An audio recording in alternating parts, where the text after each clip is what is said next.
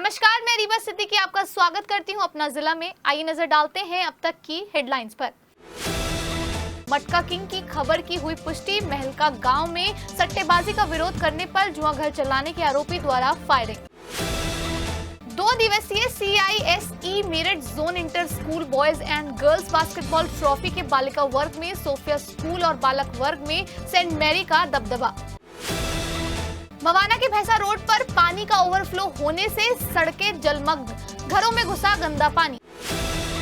GST day की उपलक्ष्य में CGST मेरठ हेडक्वार्टर पर फिट इंडिया कैंपेन के तहत हुई साइकिल मैराथन। CGST के कर्मचारियों और अधिकारियों ने किया पार्टिसिपेट।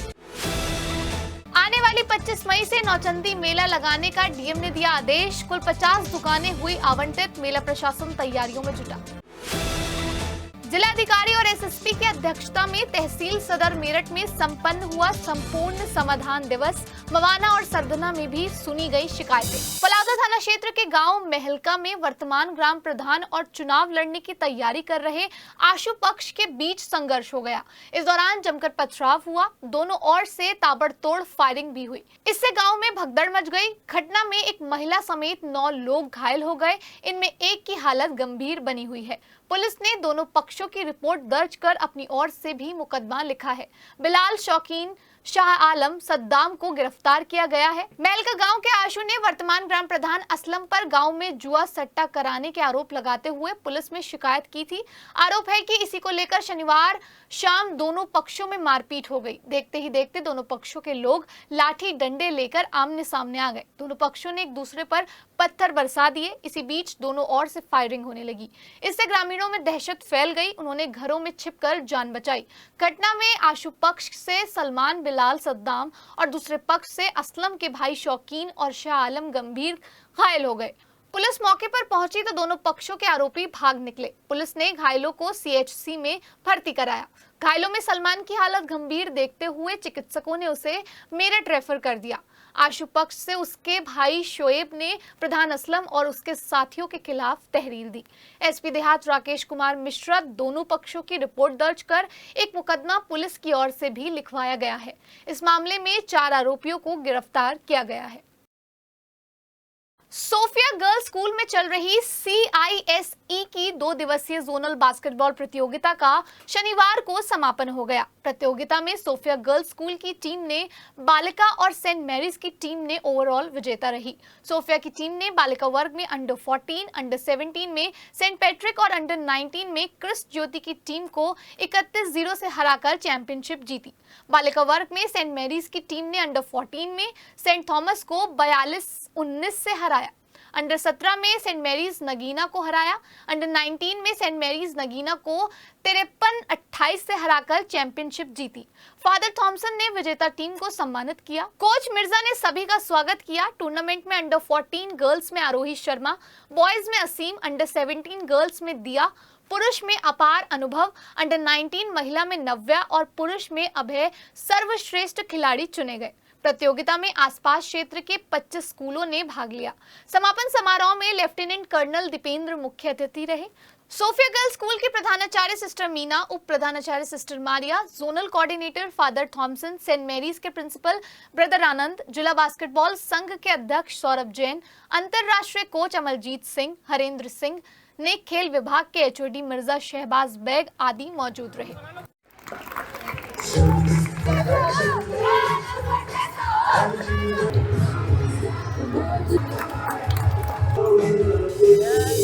ये CISC का बास्केटबॉल टूर्नामेंट का आयोजन सोफिया स्कूल में हुआ था और इसमें 25 टीमों ने भाग लिया। इसमें सोफिया स्कूल और सेंट मैरीज ने यानी जीता है, ओवरऑल जीता है। मुझे बहुत अच्छा लगा कि मैं यहाँ आया और कल से आज तक पूरे 25 टीम इस स्कूल में बास्केटबॉल टूर्नामेंट में आए थे। मैं बहुत खुश था क्योंकि सभी बच्चे अच्छे खेले और ये हमारा बच्चों की बढ़ावा के लिए, आगे उनके फ्यूचर के लिए एक अच्छे स्टेज है। क्योंकि हम जानते हैं कि जैसे बच्चों की जो आगे जो खेल कूद है उसमें आगे उनको आगे बहुत दूर तक बढ़ सकता है। मवाना के भैंसा रोड पर रजवाहे का पानी ओवरफ्लो होने से सड़कें जलमग्न हो गई। घरों के भीतर भी रजवाहे का गंदा पानी घुसने से आम लोगों का जीना दुश्वार हो गया। दरअसल सिंचाई विभाग द्वारा अचानक से ज्यादा मात्रा में पानी छोड़ने के चलते भैंसा रोड पर रजवाहे के किनारे की पटरी और रजवाहे में कोई फर्क दिखाई नहीं दे रहा है। रजवाहा और पटरी एक ही लेवल में बहते दिख रहे हैं। इतना ही नहीं, रजवाहे का गंदा पानी लोगों के घरों में घुसने से तरह तरह की बीमारियां फैलने लगी हैं। खतरा बना हुआ है। स्थानीय निवासी उर्मिला चौधरी ने बताया कि उनके घर में शुक्रवार रात से पानी भरा हुआ है और पानी भरने से घर के जरूरी सामान का तो नुकसान ही हो गया है, साथ ही गंदा पानी होने की वजह से मच्छर इत्यादि भी पनप रहे हैं। मेरठ का ऐतिहासिक नौचंदी मेला आने वाली 25 मई से शुरू होने की पूरी संभावना जताई जा रही है। हालांकि मेले में मात्र 50 दुकानदारों ने ही अपनी दुकानों की बुकिंग कराई है, लेकिन माना जा रहा है कि समय के साथ नौचंदी मेला दुकानदारों की संख्या में भी इजाफा हो जाएगा। बता दें कि पाकिस्तान और भारत के बीच हुए तनाव को देखते हुए मेरठ प्रशासन ने मेरठ का ऐतिहासिक मेला नौचंदी कुछ समय के लिए स्थगित कर दिया था, लेकिन अब जब हालात सामान्य दिखाई दे रहे हैं तो अब नौचंदी मेला लगाने की कवायद एक बार फिर शुरू हो गई है। आज रविवार को जीएसटी दिवस के उपलक्ष्य में सीजीएसटी मेरठ हेडक्वार्टर ने साइकिल मैराथन का आयोजन किया। सहयोग संस्था के रूप में फिट इंडिया कैंपेन ने भी साइकिल मैराथन में भागीदारी की। इस अभियान का उद्देश्य स्वस्थ भारत, एक भारत और वाइब्रेंट भारत रहा। इस साइकिल मैराथन में सभी हिस्सा लेने वालों ने सुरक्षा की दृष्टि से हेलमेट लगा रखा था। जीएसटी कम्युनिटी और सीजीएसटी कंपार्टमेंट के ज्यादातर लोगों ने मैराथन में हिस्सा लिया। Nodal officer CGST assistant commissioner Purushottam Nimje ने सभी साइकिल सवारों को शुभकामनाएं दी और स्वास्थ्य के प्रति जागरूक रहने की अपील भी की।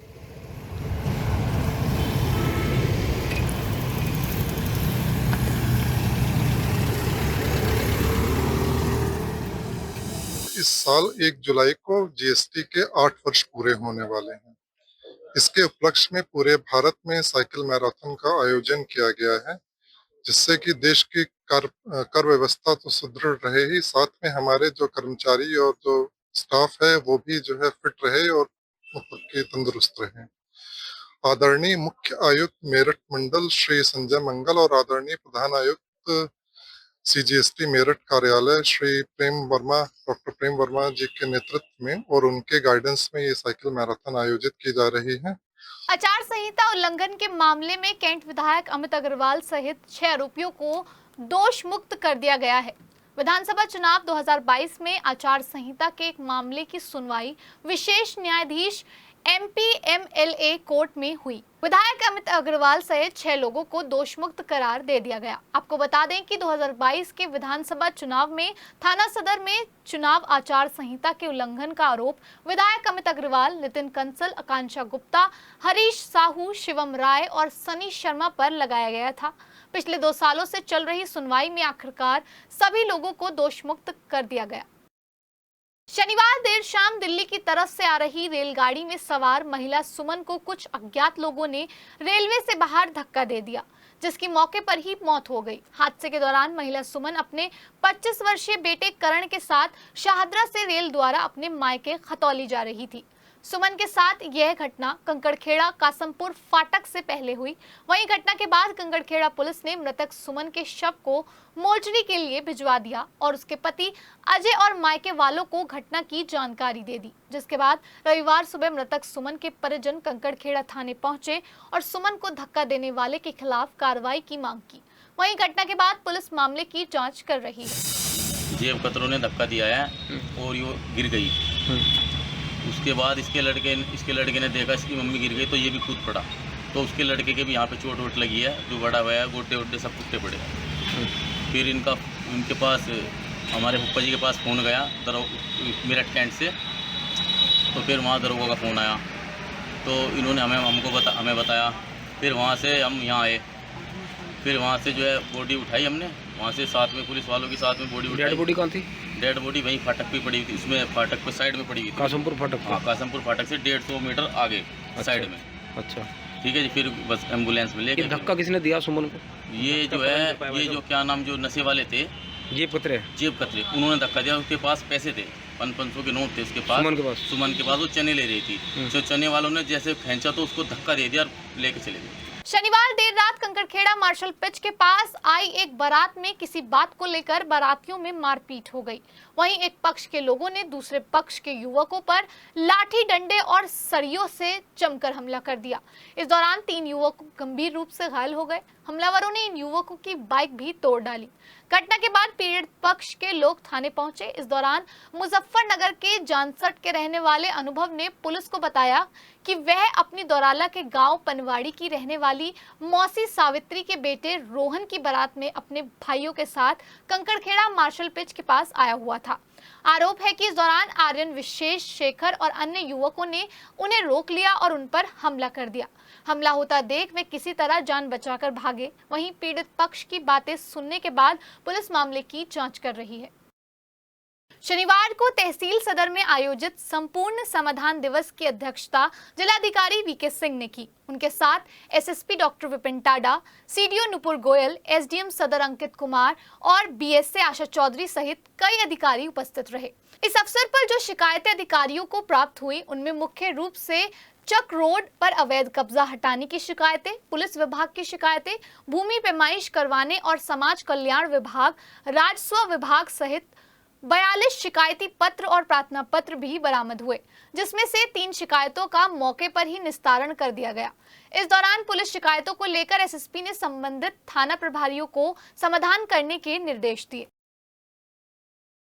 वहीं मवाना तहसील सभागार में शनिवार को समाधान दिवस आयोजित किया गया। समाधान दिवस में एसडीएम मवाना दीपक माथुर, सीओ मवाना अभिषेक पटेल, तहसीलदार निरंकर सिंह ने फरियादियों की समस्याएं सुनी और संबंधित विभाग को अधिकारियों को समस्याओं के निस्तारण के निर्देश दिए।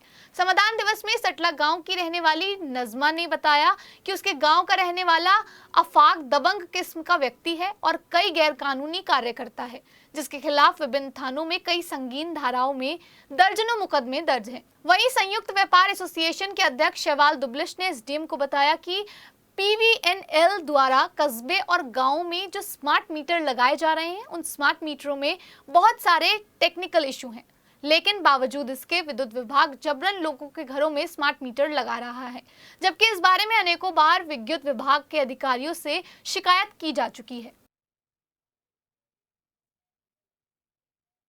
उधर सरदना तहसील में शनिवार को आयोजित संपूर्ण समाधान दिवस में एसडीएम महेश प्रसाद दीक्षित ने जन शिकायतें सुनी। तहसील स्तर के अन्य अधिकारी, तहसीलदार और सीओ समाधान दिवस में नहीं पहुंचे।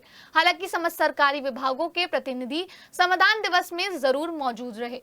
समाधान दिवस में कुल 98 शिकायतें आई, जिसमें से कई शिकायतों का मौके पर ही निस्तारित कर दिया गया। वहीं पूर्व में लंबित सभी शिकायतों को तय समय सीमा के भीतर निस्तारित करने की जानकारी दी गई। एसडीएम ने समाधान दिवस में आए फरियादियों को उनकी शिकायतों के शीघ्र समाधान का आश्वासन दिया।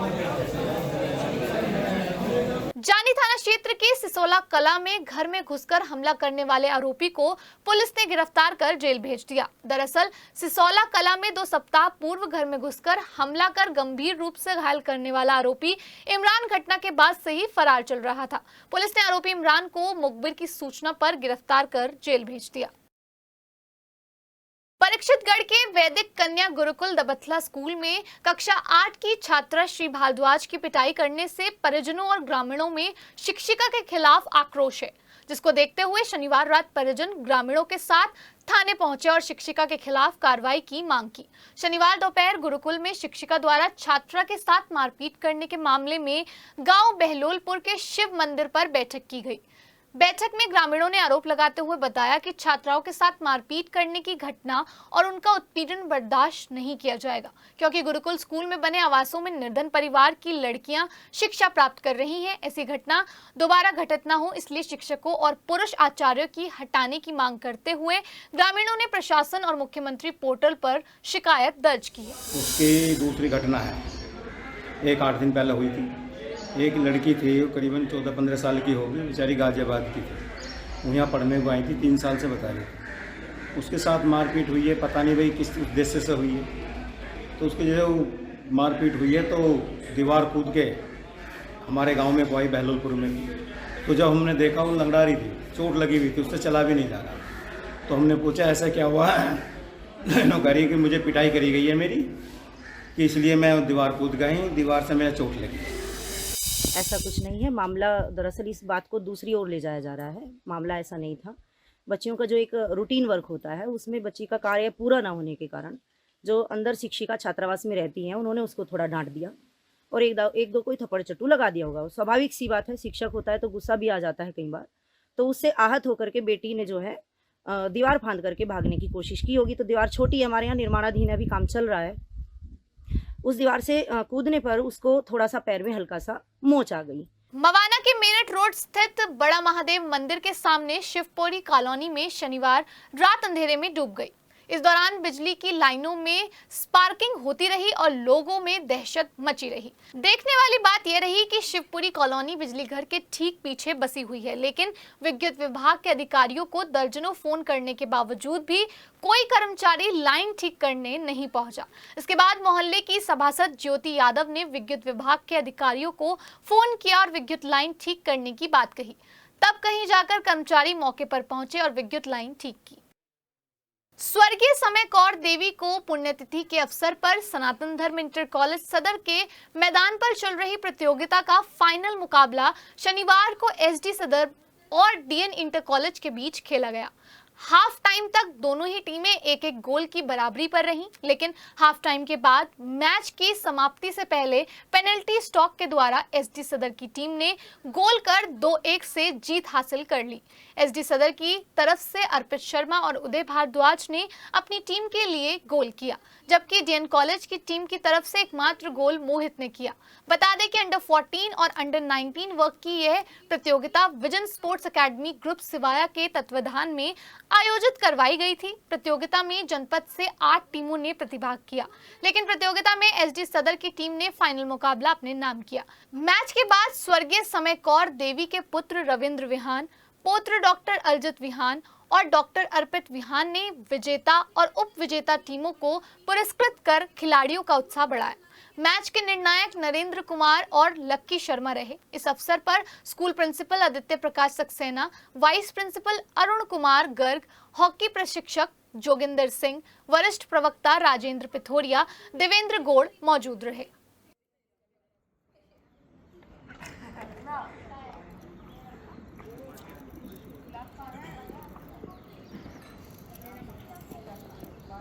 लिसाड़ी गेट थाना इलाके के तारापुरी में सड़क पर खुलेआम गुंडई की गई। एक शख्स को घेरकर कई दबंगों ने जमकर पीटा। उसने जान बचाने की कोशिश की, लेकिन हर कोशिश नाकाम रही और दबंग उसे दौड़ा कर पीटते रहे। तमंचे से भी सर और शरीर पर कई बार वार किए गए। दबंगई और गुंडई की वीडियो सोशल मीडिया पर जमकर वायरल हो रही है, जिसमें कई लोग एक शख्स को बुरी तरह पीटते नजर आ रहे हैं। इस वायरल वीडियो पर जब मेरठ के एसएसपी सिटी आयुष विक्रम ने बात की तो उन्होंने कहा कि वायरल वीडियो कब्जे में ले ली गई जो तारापुरी की है। उन्होंने कहा कि वीडियो के आधार पर आरोपियों की पहचान की जा रही है। वीडियो वायरल हो रहा है जो थाना लिसाड़ी गेट का बताया जा रहा है, ये तारापुरी क्षेत्र का है। इसमें एक युवक को कुछ लोग उसके साथ मारपीट कर रहे हैं। वीडियो में ही एक व्यक्ति तमंचे के बट से मारते हुए दिख रहा है। इस मामले का पुलिस द्वारा संज्ञान लिया गया है।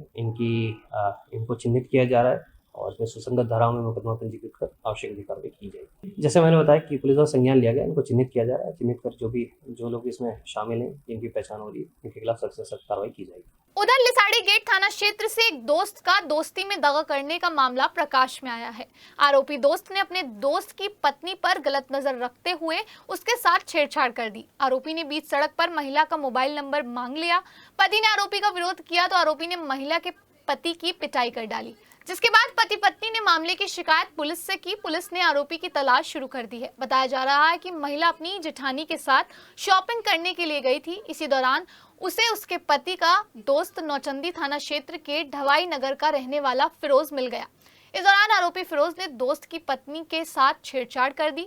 महिला ने मजाक समझकर उसकी छेड़छाड़ को इग्नोर कर दिया। बाद में आरोपी महिला से उसका मोबाइल नंबर मांगने लगा।